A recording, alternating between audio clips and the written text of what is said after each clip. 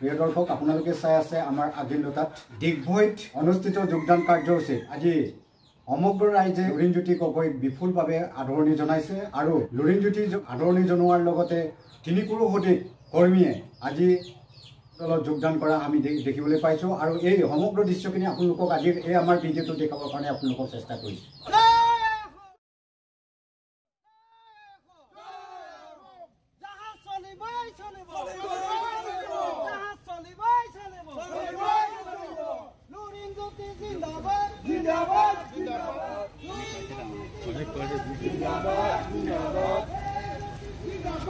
জাতীয় পৰিষদ জিন্দাবাদ জিন্দাবাদ জিন্দাবাদ লুৰিণজ্যোতি জিন্দাবাদ জিন্দাবাদ জিন্দাবাদ সকলোৱে সন্মিলিতভাৱে মোক ইয়াত এই আসনখনৰ দায়িত্ব দিছে গতিকে এই আসনখনৰ মৰ্যাদা ৰাখিবৰ কাৰণে এই আসনখনৰ যোগেদি আমি আমাৰ যিটো আদৰ্শৰ চিন্তা সমাজৰ প্ৰান্তে প্ৰান্তে লৈ যাবৰ কাৰণে সকলোৱে কাম কাজ কৰিছোঁ আৰু আমাৰ দলৰ যিটো আভ্যন্তৰীণ গণতন্ত্ৰ আপোনালোকে মোক দেখিলে আপোনালোকে গম পাব কাৰণ মই বয়সৰ ফালৰ পৰা আমাৰ দলটোত এডিশ্যনেল চিফ ছেক্ৰেটাৰী লেভেলৰ মানুহ আছে বিশ্ববিদ্যালয়ৰ 2-3 গৰাকী উপাচাৰ্য আমাৰ দলটোত অৱসৰপ্ৰাপ্ত উপাচাৰ্য জড়িত এগৰাকী অৱসৰপ্ৰাপ্ত আমাৰ অধ্যক্ষ আপোনালোকৰ মাজত বহিয়ে আছে ডক্টৰ দিলীপ ভূঞা ছাৰ মনোহাৰী দেৱী কানৈ মহাবিদ্যালয় এগৰাকী অধ্যাপক ইংৰাজী বিভাগৰ অধ্যাপক এসময়ৰ প্ৰাক্তন বিধায়ক টিংকম সমষ্টিৰ প্ৰাক্তন বিধায়ক অনুপ ফুকন ছাৰ বহি আছে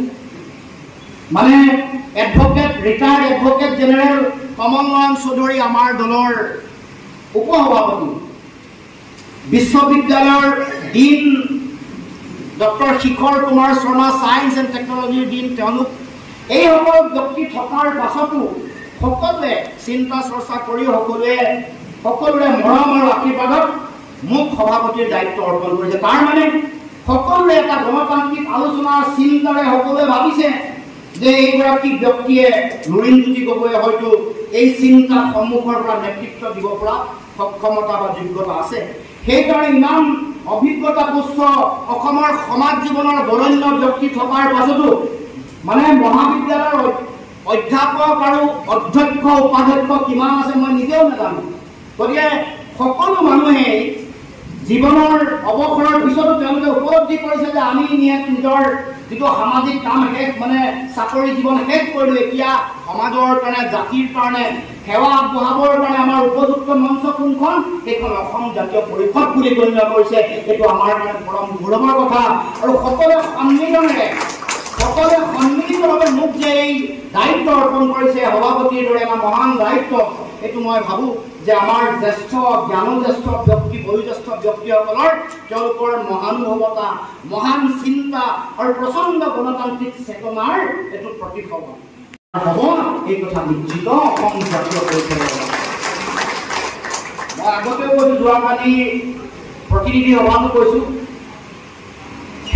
ক্ষমতা বুলি যদি পগলা হৈ যদি ক্ষমতাৰ পিছে যদি আপুনি দৌৰি যায় ক্ষমতা মৰিচিকাৰ নিচিনা যিমান ওচৰ চাপিব টকা পইচা যিমান চেষ্টা নকৰক লাগিলে ই দূৰলৈ গৈ থাকে ৰাজনীতিত কথাটো এইটোৱে সত্য আপুনি যেতিয়া কাম কৰিব মানুহৰ কাৰণে যিমান লাগিব ক্ষমতাৰ কথাটো আপুনি নোপোৱাকৈ যিমান মানুহৰ কাম কৰিব জনতাৰ কাম কৰিব আপোনাৰ জাতি প্ৰেমৰ প্ৰকৃত প্ৰমাণ মানুহে যেতিয়া উপলব্ধি কৰিব তেতিয়া ক্ষমতা ওচৰ চাপি আহিব আপুনি কাম কৰকচোন কাম কৰিলে ক্ষমতা প্ৰাপ্তিৰ পৰা কোনেও বাধা দি ৰাখিব নোৱাৰে কোনো শক্তিয়ে বাধা দি ৰাখিব নোৱাৰে কেৱল মাত্ৰ আমি কাম কৰাটো আমি মানুহৰ নিজৰ জীৱন ব্যক্তিগত জীৱন থাকিব নিজৰ পৰিয়াল থাকিব সংসাৰ থাকিব চাকৰি থাকিব ঠিকা ঠিকনি থাকিব ব্যৱসায় থাকিব কিন্তু তাৰ মাজতো 24 ঘণ্টাৰ যদি 1 ঘণ্টাও সময় দিয়ে 2 ঘণ্টাও সময় দিয়ে কিন্তু সততা আৰু নিষ্ঠাৰে দিব লাগিব 1 ঘণ্টাত 60 মিনিট থাকে মানুহৰ লগত কথা পাতিবলৈ আপুনি যদি কলতো নেযায়ো কথা পাতিবলৈ 2 মিনিটকৈ হ'লেও দিনে 30 গৰাকীকে মানুহৰ লগত কথা পাতিব পাৰে 30 গৰাকীকে মানুহৰ লগত যদি কথা পাতে 50% যদি তাৰ মানুহ আপোনাৰ কথা কনভিন্স হয় তেতিয়াহ'লে 15 গৰাকী মানুহ দিনে আপুনি জাতীয় পৰিষদৰ প্ৰতি জাতীয়তাবাদৰ প্ৰতি আকৰ্ষিত কৰিব পাৰে দিনে 15 গৰাকী মানুহ -5 গৰাকী কমাই দিলে 10 গৰাকীকেও যদি দিনে মানুহক আপুনি আমাৰ দলৰ প্ৰতি আকৰ্ষিত কৰিব পাৰে 30 দিনত 300 গৰাকী মানুহ গতিকে আমি সদায় আমি নিজকে মিছা কথাৰে সদায় আমি নিজক মানে হেৰি কৰি ৰাখোঁ যে আমি কোনো কামটো নকৰাকৈ আমি ভাবোঁ যে একো হোৱা নাই কাম যেতিয়া কৰিব কাম হ'বই আমি কাম কম কৰোঁ বেছিকৈ সমালোচনা কৰোঁ সমালোচনা নাইকিয়া কৰি নেতিবাচক নেগেটিভ চিন্তাৰ পৰা আঁতৰিব লাগিব আমি সদায় পজিটিভ কথা যিকোনো কথাক আমি আমাৰ দলটোৰ মাজত মই আহ্বান জনাইছোঁ যিকোনো কথা পজিটিভলি যাতে আলোচনা কৰে কোনোবাই যদি কাম কৰা নাই তেওঁক প্ৰথমে মাতি লৈ আহিব লাগে মাতি আহি কথা পাতিব লাগে যে আপুনি কিয় কাম কৰা নাই মানে পজিটিভলি চব কথা আৰম্ভ কৰিব লাগে যিকোনো কথা কোনোবা আজি যোগদান কৰিলে কিবা ক'ৰবাত স্পেচ পোৱা নাই তেওঁ নিজে আহি যোগাত্মকভাৱে মোক কিয় কাম কৰিবলৈ দিয়া হোৱা নাই এনেকুৱা হ'ব পাৰে কেতিয়াবা কাৰোবাৰ চুকত নপৰে তেতিয়া নিজে নিজে যোগাত্মকভাৱে গোটেই প্ৰক্ৰিয়াটো যেতিয়া আৰম্ভ হৈ যাব গোটেই পৰিৱেশ যোগাত্মক হ'ব আলোচনা নেতিবাচক নাথাকিব সাধাৰণতে কি হয় ৰাজনৈতিক দলসমূহত নেতিবাচক কথা বতৰা ইমান পৰিৱেশ সৃষ্টি হৈ যায় টঙা আজোৰা লবি এইবোৰ আমাৰ দলটোৰ পৰা নাইকিয়া কৰিবৰ কাৰণে কালি কৈছোঁ যে এনেকুৱা ধৰণৰ কোনো কথাৰ দাম নাই এয়া আমাৰ আৰম্ভণি আৰু আৰম্ভণি সমষ্টিৰ পৰাই কৰিছোঁ আজি আপোনালোকে সকলোৱে জানে আমাৰ ইয়াত গীতাৰ্থ শইকীয়া অসম গণ পৰিষদৰ যুৱ সংগঠন যুৱ পৰিষদ তাৰ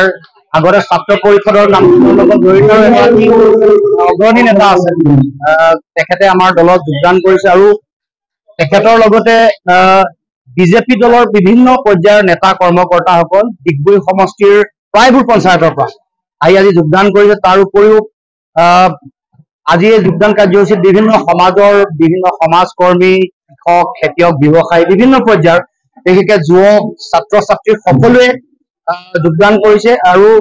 এই যিটো পৰিৱেশ এইটোৱে প্ৰমাণ কৰিছে যে অসমৰ মাটিত পুনৰ এক জাতীয়তাবাদী ৰাজনৈতিক এটা উত্থানৰ এটা পৰিৱেশ আৰু শেহতীয়াকে অসমৰ যিটো পৰিৱেশ পৰিস্থিতি আমি সকলোৱে দেখিছো এই পৰিৱেশত অসমৰ মাটিত জাতীয়তাবাদৰ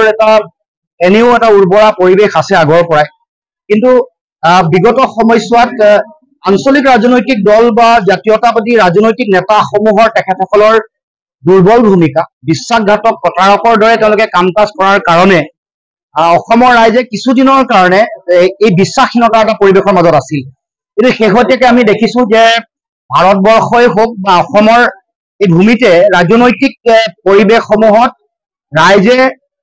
জাতীয়তাবাদৰ প্ৰতি তেওঁলোকৰ সমৰ্থন সহযোগিতা ইতিমধ্যে শক্তিশালী ৰূপত ব্যক্ত কৰিছে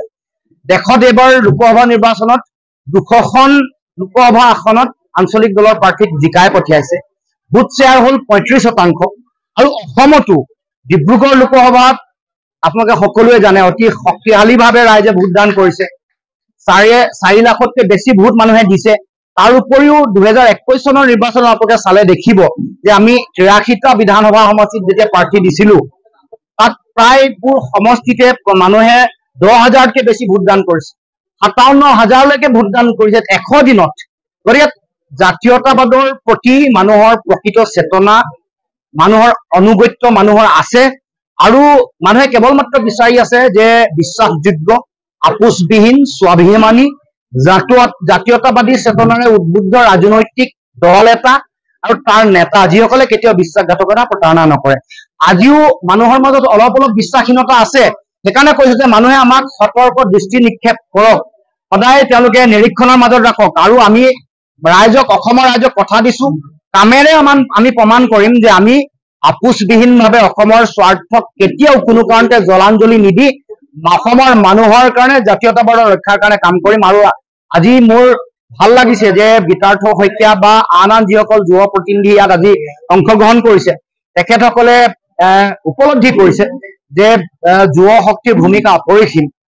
কাৰণ আজি ছাত্ৰ ছাত্ৰী যুৱক যুৱতী কাইলৈ দেশৰ নাগৰিক তেওঁলোকৰ ওপৰতে অসমৰ ভৱিষ্যত অসমৰ জাতি হত্যাৰ ভৱিষ্যত আৰু জাতীয়তাবাদৰ ভৱিষ্যত নিৰ্ভৰ কৰিব গতিকে মই আশা ৰাখিছো আমাৰ উঠি অহা নতুন প্ৰজন্মৰ যুৱ বন্ধুসকল অসমৰ প্ৰতিষ্ঠিত ৰাজনৈতিক নেতা অসমৰ সমাজ জীৱনৰ বৰেণ্য যিসকল ব্যক্তি আছে বিভিন্ন অনুষ্ঠান প্ৰতিষ্ঠানত যিসকল ব্যক্তি আছে সকলোৱে যাতে অসমৰ জাতীয়তাবাদৰ ভেটি শক্তিশালী কৰিবৰ কাৰণে জাতীয়তাবাদৰ সৌধ অধিক উচ্চ কৰিবৰ কাৰণে জাতীয়তাবাদৰ বিজয় ধ্বজা নীলিম আকাশত সগৌৰৱে স্বাভিমানেৰে উৰুৱাবৰ কাৰণে সকলোৱে অসম জাতীয় পৰিষদৰ এই ধাৰাটোৰ লগত যাতে চামিল হয় আৰু যাতে শক্তি বৃদ্ধি কৰে তাৰ কাৰণে সকলোকে আহ্বান জনাইছে।